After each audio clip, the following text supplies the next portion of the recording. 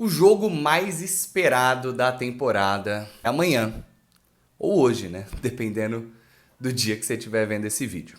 Bora lá então, eu sou o Caiolas, se inscreva no meu canal, clica aí no like, deixa o seu comentário, o seu palpite para Manchester City e Arsenal, quarta-feira, 4 horas da tarde, a final da atual Premier League.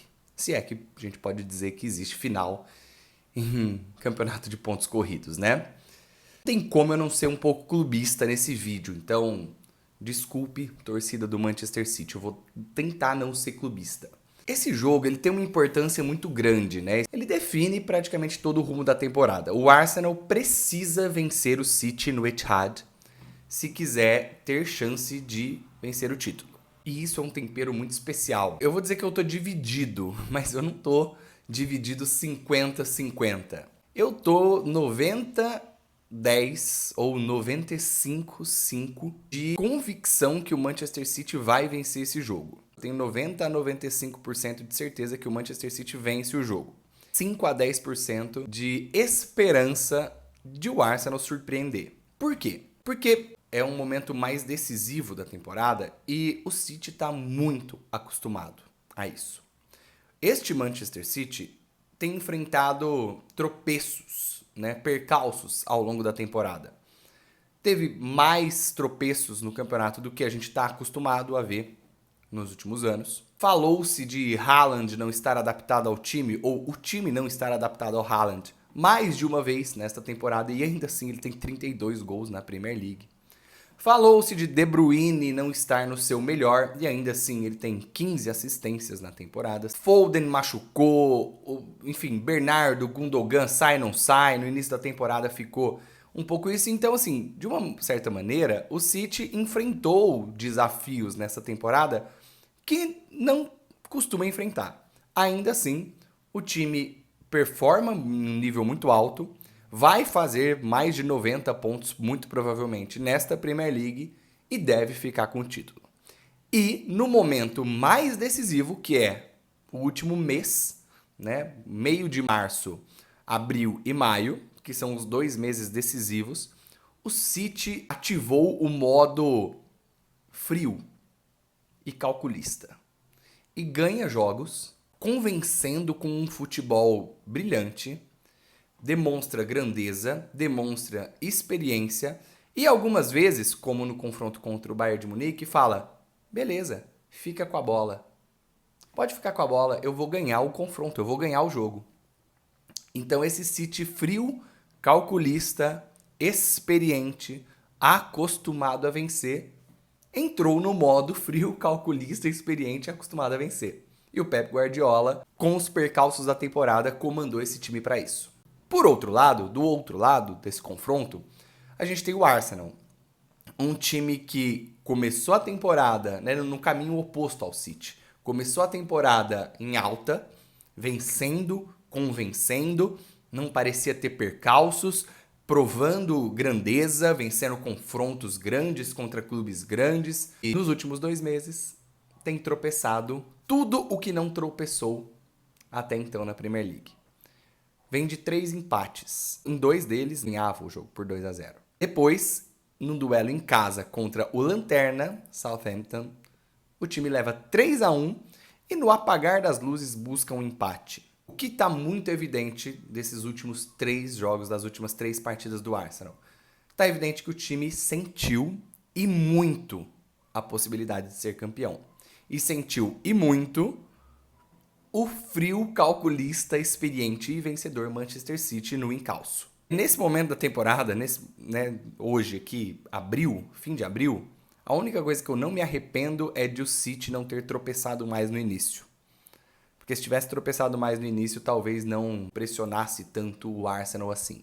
E o Arsenal sentiu demais. 25 segundos, o Ramsdale, o goleiro, entrega o gol pro Southampton. E o inexperiente e não frio e não calculista Arsenal sentiu. Então a gente chega neste momento da temporada, no jogo mais decisivo, 2 times opostos e opostos ao que eles foram a temporada inteira.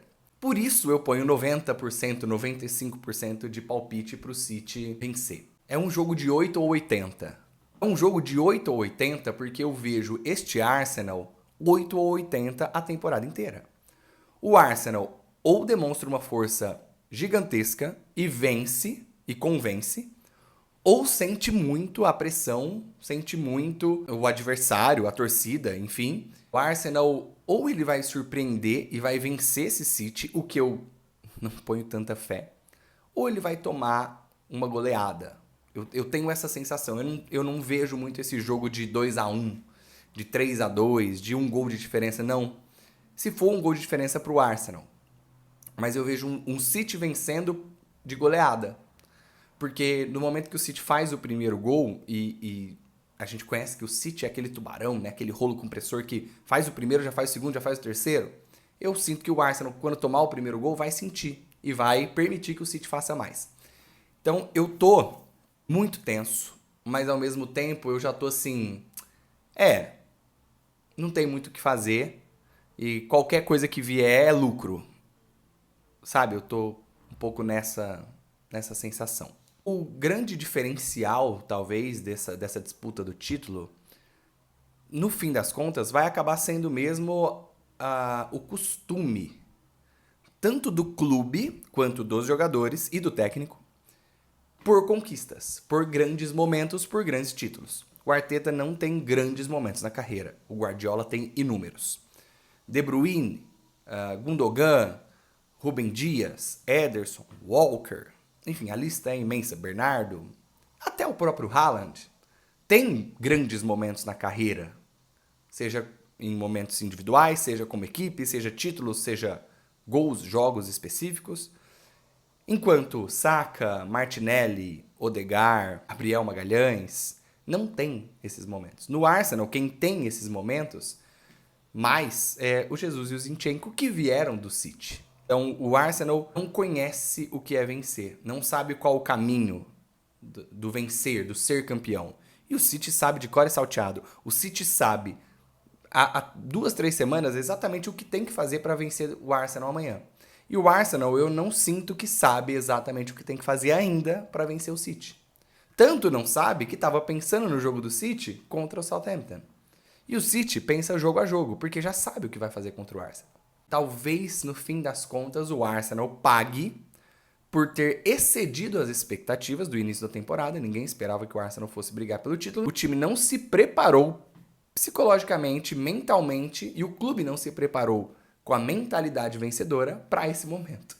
E o City sabia que ia chegar no fim de abril tendo que ganhar todos os jogos para ser campeão, sendo favorito, liderando a corrida pelo título, sendo favorito ao título. Então, é uma diferença também de planejamento, é uma diferença de mentalidade desde o início da temporada. Para encerrar o vídeo, eu fiz um combinado de 11 jogadores de Arsenal e Manchester City, considerando a atual temporada, de agosto até aqui. Se você discordar de alguma das minhas decisões, você coloca nos comentários quem você escolheria, tá bom? Então vamos começar pelos goleiros. De um lado, Ederson, do outro, Ramsdale. Cara, apesar da falha recente, o Ramsdale tá entre os melhores goleiros se não o melhor, da atual Premier League. Enquanto o Ederson, eu particularmente não gosto muito dele, e também sinto que ele não faz já há alguns anos as melhores temporadas da sua carreira. Então eu ficaria com o Ramsdale nesta escolha. Lateral direito vai ser uma decisão um pouco injusta, porque nós temos de um lado o Ben White, que tem jogado a temporada inteira como lateral direito e já jogou nesse papel no Brighton. E do outro, quem atualmente joga como lateral direito no City é o Stones, que nem joga como lateral direito. Ele é um zagueiro, improvisado pela direita, sem nunca ou poucas vezes ter feito essa função, mas que joga mais pelo meio como volante. Então, por conta do Stones não fazer esta função, eu vou escolher o Ben White.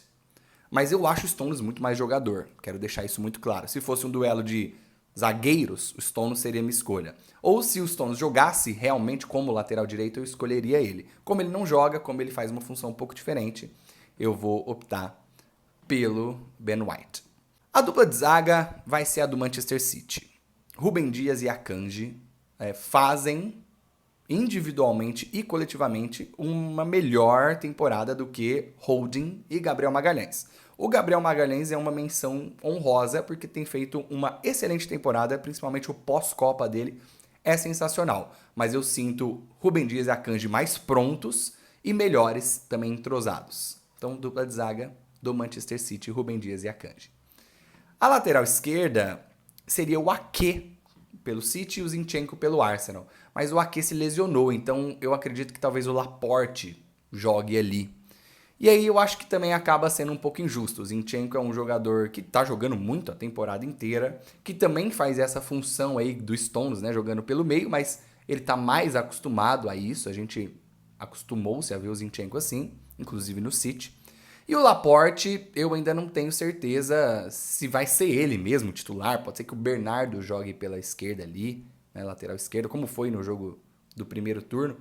Então eu vou escolher o Zinchenko até pela incerteza de quem vai cumprir essa função no time do Manchester City. O meio-campo, o trio de meio-campo, não tem nem dúvida que a gente vai escolher os 3 jogadores do Manchester City. Rodri, como volante central, muito melhor do que Partey, todos os atributos. Gundogan, muito melhor, mais vencedor, e, enfim, não precisa ficar babando o ovo, que a gente sabe que o Gundogan é muito melhor do que o Xhaka. E o Odegaard, pelo Arsenal, faz uma excelente temporada, talvez merecesse estar nesse time. Mas ele peca por estar sendo comparado a Kevin De Bruyne, que é discutivelmente o melhor meio-campista da história da Premier League e provavelmente entre os 3 melhores da história ele está. Então, desculpa, Odegaard, você é ótimo, eu gosto muito de você, mas Kevin De Bruyne, né, meu irmão? Aqui a gente tem uma inversão. O trio de ataque vai ter 2 jogadores do Arsenal e 1 do Manchester City. Obviamente, o jogador do Manchester City é o Haaland, o cara que vai bater o recorde de mais gols numa temporada de Premier League. Não tem como ele não ser o camisa 9 dessa equipe. Pelas pontas, Saka e Martinelli merecem, atualmente pela temporada que fazem, mais do que Grealish e Mahrez, ou Grealish e Bernardo, não sabemos exatamente ainda também.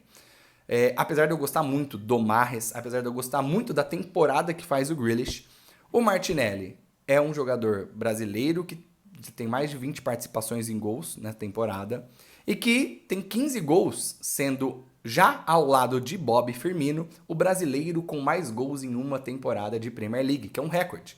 E se fizer mais um gol, que deve acontecer, tem 6 jogos para isso, vira isoladamente o brasileiro com mais gols em uma Premier League. Então, Martinelli merece. Já o Saka tem 24 participações em gol também, com gols e assistências. É provavelmente o principal jogador do Arsenal, apesar de, nos últimos 3 jogos, ter caído muito o seu rendimento, o nível, perdeu o pênalti decisivo contra o West Ham, mas eu acho que ele é mais regular, até porque a gente nem sabe quem é o titular do City nessa posição, né? Se é o Mahrez, se é o Bernardo, já foi o Foden. Então, acho que o Saka merece ficar ali. Nossa seleção, então, vai ter Ramsdale no gol, Ben White, Rúben Dias, Akanji, Zinchenko, Rodri, Gundogan, De Bruyne, Saka, Martinelli e Haaland. Esse é o combinado, a seleção dos 11 combinados de Manchester City e Arsenal. Você concorda com as minhas decisões? Técnico não precisa nem falar, né? Apesar do Arteta ser o Arteta e estar fazendo a melhor temporada da sua carreira, Pep Guardiola do outro lado. Não tenho o que dizer. Você concorda com as minhas escolhas, com essa seleção?